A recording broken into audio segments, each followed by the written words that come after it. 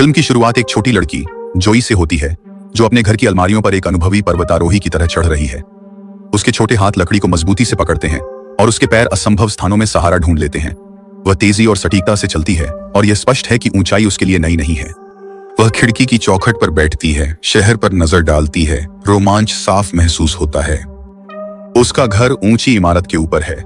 20 साल बाद जोई अचानक जागती है। सुबह की भागदौड़ शुरू हो चुकी है। वह काम के लिए देर से उठी है, अपार्टमेंट में दौड़ रही है क्योंकि समय तेजी से गुजर रहा है। जैसे ही वह निकलने वाली होती है, फोन बजता है। ये माइकल है, उसका छोटा भाई। उसे मदद चाहिए क्योंकि वह एम्बेसी में फंसा है और घर नहीं जा सकता। समय बीत रहा है, फिर भी जोई गहरी सांस लेती है और सहमत होती है। तय करती है कि वह उसकी मदद करेगी। जब वह दूतावास पहुंचती है तो उसे हैरानी होती है। माइकल 15 साल से अफ्रीका में था और अब लंदन लौट रहा है। दिन धीरे धीरे बीतता है और जोई माइकल को अपने ऑफिस ले जाने का प्रस्ताव देती है। जैसे ही वे निकलने वाले होते हैं, एक समस्या आती है क्योंकि जोई की बाइक खराब हो जाती है। विकल्प न होने पर वे व्यस्त सड़कों पर दौड़ते हुए बस पकड़ने की कोशिश करते हैं। 30 मिनट बाद जोई ऑफिस पहुंचती है। उसके सामने गगनचुंबी इमारत के कांच के दरवाजे होते हैं। वह माइकल से कहती है कि लॉबी में रुके जबकि वह काम निपटाती है, पर अंदर जाते ही साफ हो जाता है कि जोई का काम सामान्य नहीं है। वह ऊंचाई पर खिड़कियां साफ करती है, बादलों के बीच अपनी जान जोखिम में डालकर कांच चमकाती है। लिफ्ट में जोई की मुलाकात एक सहकर्मी से होती है जिसका पेट गर्भावस्था से गोल है। जोई पूछती है कि वह मातृत्व अवकाश पर क्यों नहीं गई। थकी मुस्कान के साथ सहकर्मी बताती है कि बॉस अगले हफ्ते तक अनुमति नहीं देगा। जैसे ही लिफ्ट के दरवाजे खुलते हैं, जोई अपने कार्यस्थल की ओर बढ़ती है। वह उपकरण उठाती है और हार्नेस को सटीकता से बांधती है जो वर्षों के अनुभव से आती है। गगनचुंबी इमारत के किनारे लटकी वह बिना डर के ध्यान केंद्रित करती है। हवा तेज है लेकिन जोई के हाथ स्थिर रहते हैं। जब जोई काम में व्यस्त है, माइकल लॉबी में फंसा है और बोरियत उसे घेर रही है। वह इधर उधर देखता है और जल्दी से निर्णय लेता है। वह ऊपर जाकर वहां की खोजबीन करने का सोचता है। इसी बीच इमारत के मालिक, 2 भाई, मीडिया के कैमरों से घिरे हैं। कुछ घंटों में वे अपनी सफलता का जश्न मनाने के लिए एक भव्य कार्यक्रम आयोजित करेंगे। जोई की ओर लौटते हैं। वह काम पर ध्यान दे रही है, ऊंचाई पर खिड़कियां साफ कर रही है। वह ज्यादा देर अकेली नहीं रहती। एक पुरुष सहयोगी आता है और वे कार्यक्रम पर चर्चा करते हैं। कुछ ही पलों में जोई जल्दी से बातें छोड़ देती है। समय तेजी से बीत रहा है और उन्हें पार्टी से पहले काम खत्म करना है। अंत में वह सहयोगी से कहती है कि अलग अलग होकर ज्यादा क्षेत्र कवर करें। घंटे बीतते हैं, आकाश अंधेरा हो जाता है और जोई अब भी काम में लगी रहती है। उसका ध्यान अटूट होता है। फिर आश्चर्य से माइकल ऊपरी मंजिल पर प्रकट होता है, हांफते और शर्मिंदा दिखते हुए।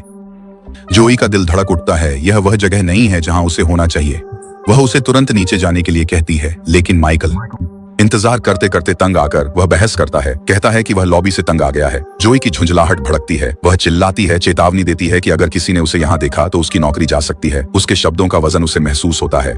अनिच्छा से माइकल पीछे हटता है, बड़बड़ाते हुए मुड़ता है। कुछ देर बाद जोई का फोन बजता है। ऑपरेटर उसे जल्दी खत्म करने की याद दिलाता है। कार्यक्रम शुरू होने वाला है और समय खत्म हो रहा है। समय बचाने को ऑपरेटर उसे खिड़कियां जल्दी पूरी करने के लिए गोंडोला देने की पेशकश करता है। अंदर पार्टी जोरों पर है। मेहमान आ चुके हैं जिनमें मालिकों का परिवार भी शामिल है।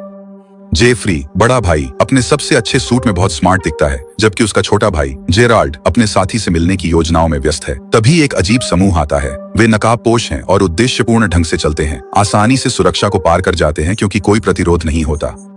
बाहर जोई ऑपरेटर को कॉल कर बताती है कि वह काम खत्म कर चुकी है और नीचे आना चाहती है, लेकिन वह माइकल को लेकर चिंतित है जो इमारत में है और शायद समस्या खड़ी कर सकता है। ऑपरेटर जैसे ही गोंडोला नीचे करने लगता है, अराजकता फैल जाती है। नकाबपोश समूह गोलीबारी शुरू करता है, निर्दयता से सभी ऑपरेटरों को मार देता है।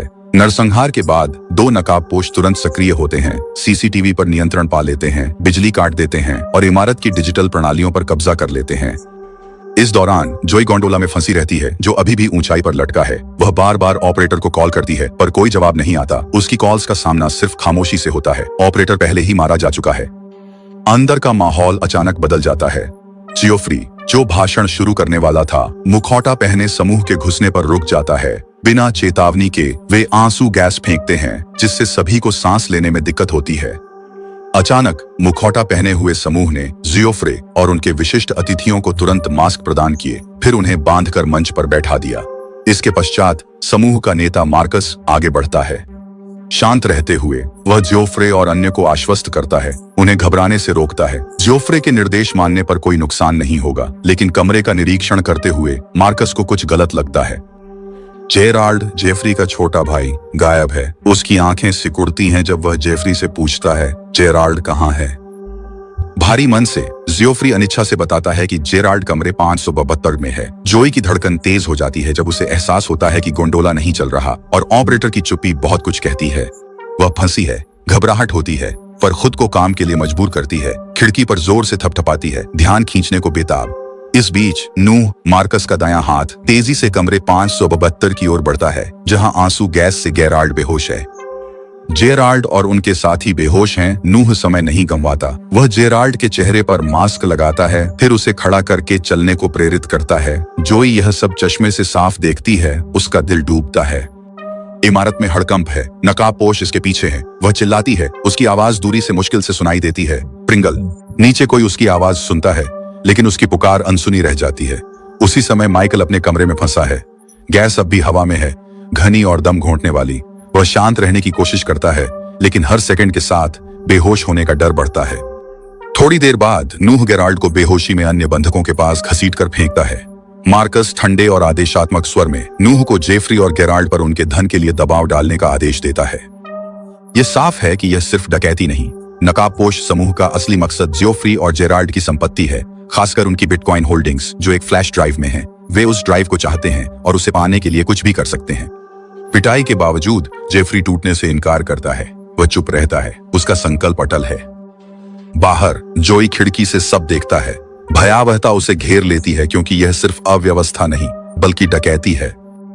दृढ़ निश्चय से वह गोंडोला लौटती है, मदद की तलाश में बेताब। अंदर मार्कस गुस्से में फटता है। वह मेज पर मुट्ठी मारता है और नोआह को घूरता है। उसने चेताया था, क्योंकि नोआह को मरना था। यह काम साफ होना चाहिए था, पर अब जेफरी की जिंदगी धागे से लटकी है। नोआह की गलती सब बर्बाद कर सकती है। नोआह खेद जताता है और वादा करता है कि अब खून खराबा नहीं होगा, लेकिन उसके शब्द खोखले लगते हैं क्योंकि तनाव बढ़ रहा है।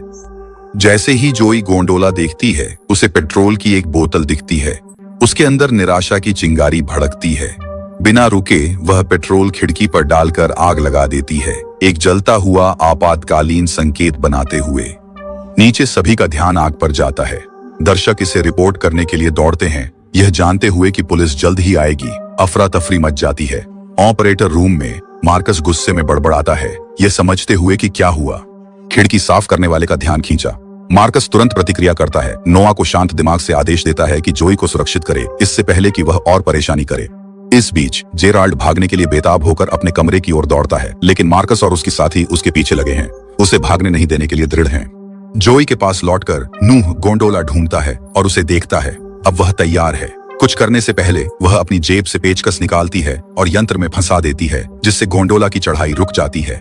सिस्टम जाम हो जाता है और नूह की योजना विफल हो जाती है। उधर जेराल्ड कमरे में पहुंचता है। उसका हाथ कांपता है जब वह पुलिस को फोन मिलाता है, लेकिन कॉल करने से पहले मार्कस और उसका साथी बंदूकें ताने अंदर आ जाते हैं। मार्कस ने जेराल्ड को दीवार से धकेला, मदद मांगी। ठंडे गुस्से में मार्कस ने जेराल्ड को मारा, वादा किया कि अगर वह बिटकॉइन वाला फ्लैश ड्राइव छुपाने की जगह बता दे तो उसे चोट नहीं पहुंचेगी। जेराल्ड बोलने ही वाला था कि नोआ अंदर आया, हाथ में बंदूक लिए, उसे निशाना बनाते हुए। मार्कस ने नोआ से हथियार नीचे करने को कहा, याद दिलाया कि उन्होंने किसी को न मारने का वादा किया था, लेकिन अचानक नोआ ट्रिगर दबा देता है। मार्कस गिरता है, आंखों में सदमा और अविश्वास। नोआ बिल्कुल नहीं झिझकता।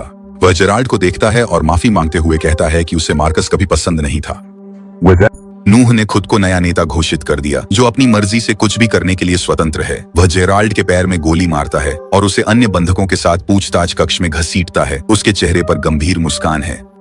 कुछ ही देर में सायरन बजने लगते हैं। पुलिस आ गई है। जोई का आपातकालीन संकेत काम कर गया, लेकिन शायद अब देर हो चुकी है। बचाव दल जोई को गोंडोला से उठाने की तैयारी करता है, तभी एक आपदा घटती है। जोई की पकड़ छूट जाती है। एक डरावने पल के लिए वह लड़खड़ा जाती है। वह खतरनाक तरीके से लटक रही है, लेकिन अद्भुत शांति के साथ जोई नीचे जमीन पर मौजूद जासूस रूथ से संपर्क करती है। आश्चर्यजनक रूप से वे अजनबी नहीं हैं, क्योंकि जोई और रूथ एक दूसरे को जानते हैं। जोई की आवाज स्थिर रहती है जब वह रूथ को बताती है कि प्राथमिकता उसकी बचाव नहीं है। इमारत के अंदर बंधक असली चिंता है। लुटेरे उन्हें कैद में रखे हैं और पुलिस को तेजी से कार्रवाई करनी होगी। उस पल जोई रूथ को आश्वस्त करती है कि वह खुद ही वापस ऊपर चढ़ सकती है, लेकिन अन्य लोगों के लिए समय तेजी से बीत रहा है। अंदर नोहा की निराशा एक नए स्तर पर पहुंच गई है। उसने सभी बंधकों को बम जैकेट पहनाई है और बम उसकी कलाई पर टिक टिक करती घड़ी से जुड़े हुए हैं। अगर उसकी नब्ज थमती है तो सब खत्म। वह घिरा है, पुलिस ने उसे चारों ओर से घेरा है और वह जानता है कि दांव ऊंचे हैं। जल्द ही नूह सीधे रूथ को फोन करता है। उसकी आवाज ठंडी और धमकी भरी होती है जब वह पुलिस को चेतावनी देता है कि वे उसकी योजनाओं में हस्तक्षेप न करें या अंदर जाने की कोशिश न करें। लेकिन रूथ अड़िग रहती है, दृढ़ता पूर्वक। वह कहती है कि ऐसे अपराधियों को पकड़ना उसकी जिम्मेदारी है और वह पीछे नहीं हटेगी। नूह की आवाज फिर से सुनाई देती है, ठंडी और अटल। वह रूथ को चेतावनी देता है कि अगर कोई अधिकारी उसे पकड़ने की कोशिश करता है तो पूरा भवन आग की लपटों में घिर जाएगा। बंधकों पर बंधे बम तो बस शुरुआत है। नूह ने निचली मंजिलों पर विस्फोटक लगाए हैं और जैसे ही पुलिस कोई कदम उठाएगी वह उन्हें विस्फोटित कर देगा। अपराधियों को न जीतने देने के लिए दृढ़ रूथ अपनी टीम को सावधानी से आगे बढ़ने का आदेश देती है, लेकिन जैसे ही वे ऐसा करते हैं एक बड़ा विस्फोट इमारत को चीरते हुए हवा में झटके भेजता है। धमाका रूथ के डर को सही साबित करता है। नूह की धमकियां सच थीं। स्तब्ध रूथ कठिन निर्णय लेती है। वह और जीवन जोखिम में नहीं डाल सकती। भारी मन से वह टीम को पीछे हटने का आदेश देती है और बाहर से निगरानी का निर्णय लेती है, बंधकों को और खतरे में डालने से बचती है। तभी उसका फोन बजता है। ये जोई है। चिंतित होकर वह विस्फोट के बारे में पूछती है। रूथ की प्रतिक्रिया गंभीर होती है। वह नूह की योजना की भयानकता बताती है। उसकी कलाई घड़ी बमों से जुड़ी है, यही चाबी है। अगर उसकी नाड़ी रुकती है तो इमारत उसके साथ गिर जाएगी। जोई की आवाज तनाव को चीरते हुए दृढ़ और स्थिर है। रूथ, शांत रहो, अब मेरी बारी है। रूथ हैरान होकर सुनती है जब जोई सच्चाई बताती है कि वह सिर्फ खिड़की साफ करने वाली नहीं है। वह पूर्व ब्रिटिश विशेष बलों की ऑपरेटिव हैं, जिनके कौशल आम नागरिक से बेहतर हैं। उन्होंने शांत जीवन के लिए सेना छोड़ी और नई नौकरी में उद्देश्य पाया। इस बीच इमारत के अंदर नूह ने गेराल्ड पर पकड़ मजबूत कर ली। अपने सवालों में अडिग वह फ्लैश ड्राइव का स्थान जानने की मांग करता है जिसमें बिटकॉइन है। उसकी धैर्य की सीमा कम हो रही है, लेकिन जेराल्ड दृढ़ रहता है, अपनी चुप्पी तोड़ने से इनकार करता है। नूह की हर धमकी को चुनौती देता है। जोखिम। बाहर जोई पूरी ताकत से खिड़की तोड़ने की कोशिश में है ताकि अंदर जा सके। कांच बहुत मजबूत है, हर प्रहार बेकार लगता है। वह खुद को धकेलती है, शरीर दर्द से कराहता है, थकावट हावी है। जैसे ही वह हार मानने वाली होती है एक जोरदार धमाका गूंजता है। अंदर से कोई शीशा तोड़ता है और उसे खींच लेता है। जोई का दिल खुशी से उछलता है। वह माइकल है, जीवित। राहत की लहर उसके ऊपर से गुजरती है, लेकिन समय नहीं है। बिना कुछ कहे वे संचालन कक्ष की ओर दौड़ते हैं, यह तय करके कि नोआ को रोकना है इससे पहले कि देर हो जाए। जोई और माइकल इमारत में दौड़ते हैं, लेकिन नोआ के 3 आदमियों द्वारा देखे जाते हैं। पीछा तेज होता है, लेकिन जोई तेजी से सोचकर उन्हें गोदाम में ले जाती है, जो एक अच्छा जाल बनता है। कुशलता से वह 2 आदमियों को गिरा देती है, लेकिन आखिरी आदमी उसे घेर लेता है, बंदूक ताने हुए। एक पल को लगता है कि सब खत्म हो गया है, लेकिन फिर माइकल आता है, एक बड़ा विस्फोट ट्रिगर करता है। विस्फोट जोई को सुरक्षित स्थान पर उड़ा देता है, जबकि आखिरी आदमी बाहर फेंका जाता है। लड़ाई से बाहर जोई और माइकल आगे बढ़ते हैं। संचालन कक्ष पहुंचकर उन्होंने 2 गार्ड्स को निष्क्रिय किया और सीसीटीवी डिजिटल सिस्टम का नियंत्रण ले लिया। जोई को छिपी फ्लैश ड्राइव मिली जिसमें जेफरी और जेराल्ड की बिटकॉइन थी। फिर वह कार्रवाई करती है, नोआ से संपर्क कर बताती है कि उसके पास फ्लैश ड्राइव है। समय गंवाए बिना वह नोआ से मिलने स्टोरेज रूम जाती है। बाहर निकलने से पहले जोई रूथ को फोन कर बताती है कि सभी सिस्टम ऑनलाइन हैं और नोआ अब इमारत पर नियंत्रण नहीं कर सकता। रास्ता साफ होते ही रूथ बचाव दल को सक्रिय करती है। जोई माइकल से कहती है कि वह लॉबी में जाकर बचाव दल का इंतजार करे। वह पहले हिचकिचाता है, लेकिन जोई उसे समझाती है कि यह उसकी सुरक्षा के लिए जरूरी है। माइकल अनिच्छा से सहमत होकर लिफ्ट की ओर बढ़ता है। जोई गहरी सांस लेकर ध्यान केंद्रित करती है और स्टोरेज रूम की ओर बढ़ती है, जहां नूह उसका इंतजार कर रहा है। वहां पहुंचकर उसे एक आश्चर्य मिलता है। नूह 2 आदमियों के साथ आता है। जोई बिना हिचकिचाए उन्हें जल्दी गिरा देती है। उसका शरीर घातक सटीकता से चलता है। उनके निष्क्रिय होने के बाद वह नूह पर ध्यान केंद्रित करती है, अंतिम मुकाबले के लिए तैयार। दूसरी ओर पुलिस तेजी से बढ़ती है और बंधक कक्ष में घुसती है। वे सटीकता से कुछ सेकंड में नूह के गार्ड्स को हटा देते हैं और बंधकों को बचा लेते हैं, जिसमें जेराल्ड भी है, जो अब भी बम वेस्टिबुल पहने हैं। इस बीच भंडारण कक्ष में जोई नूह से मिलती है। उनकी आंखें मिलती हैं जब वह फ्लैश ड्राइव मांगता है, बंधकों को छोड़ने का वादा करता है, लेकिन जोई उस पर विश्वास नहीं करती, खासकर जब उसके हाथ में वह हाईटेक कलाई घड़ी है जो उसके नाड़ी रुकते ही बम सक्रिय कर सकती है। वह उसे ध्यान से देखती है, गलती का इंतजार करती है। अचानक नूह हमला करता है और कमरा अराजक हो जाता है। एक क्रूर हाथापाई शुरू होती है। दोनों एक दूसरे को पछाड़ने के लिए पूरी ताकत लगाते हैं। लड़ाई जारी है, कोई भी पीछे हटने को तैयार नहीं। फिर आखिरी चाल से जोई नूह को इमारत की खिड़की के किनारे लटकाने में सफल हो जाता है। जैसे ही वह हताशा में लटकता है, नूह की आवाज गुस्से से कांपती है। अंतिम प्रयास में वह धमकी देता है कि विस्फोट करेगा ताकि पूरी इमारत को अपने साथ ले जाए। एक शांत मुस्कान के साथ जोई ने नोहा की ओर देखा। उसकी आवाज स्थिर थी, कूदो। लड़ाई की गर्मी में जोई ने नोहा की कलाई से घड़ी निकालकर अपनी कलाई पर पहन ली थी। अराजकता में एक मौन जीत। एक झटके में उसने उसे काबू में कर लिया और एक निर्णायक फेंक के साथ नूह को खिड़की से बाहर फेंक दिया। इमारत सुरक्षित है और नूह का आतंक खत्म हो गया। 30 मिनट बाद दृश्य खाली हो जाता है। चिकित्सा टीम तेजी से काम करती है, बंधकों को सुरक्षित ले जाती है। जब जोई इस अफरा तफरी से दूर जाती है, रूथ उसके पास आती है। उसकी आंखों में कृतज्ञता और प्रशंसा होती है। वह जोई को उसकी बहादुरी के लिए धन्यवाद देती है और पुलिस में शामिल होने का प्रस्ताव देती है। जोई सिर हिलाती है, मुस्कुराते हुए कहती है, मुझे खिड़कियां साफ करना ज्यादा पसंद है, अपने सरल जीवन से खुश हूं। माइकल थोड़ी देर बाद आता है और बिना कुछ कहे वे भावों का आलिंगन करते हैं। फिर माइकल कुछ ऐसा बताता है जो जॉय को चौंका देता है। वह अभी भी जेराल्ड की फ्लैश ड्राइव पकड़े है और उसे लौटाने का उसका इरादा नहीं है। उसकी हैरानी के लिए जोई विरोध नहीं करती, बल्कि वह मान जाती है। जब वे खड़े होते हैं तो उनके बीच समझदारी भरी नजर गुजरती है। यह शुरुआत है, साथ में वे बेहद अमीर बनने वाले हैं। और इसके साथ ही कहानी का अंत होता है। तो कहानी से सीख यह है कि अगर आपका काम 50 मंजिल ऊपर खिड़कियां साफ करना है तो आपको दिन बचाने के लिए तैयार रहना चाहिए। और जब ऐसा करें तो बिटकॉइन भी बचा लें। अगर कभी खतरनाक अपराधी के साथ गोंडोला में फंस जाएं तो याद रखें, जेब में पेचकस रखें और दिन आपका होगा।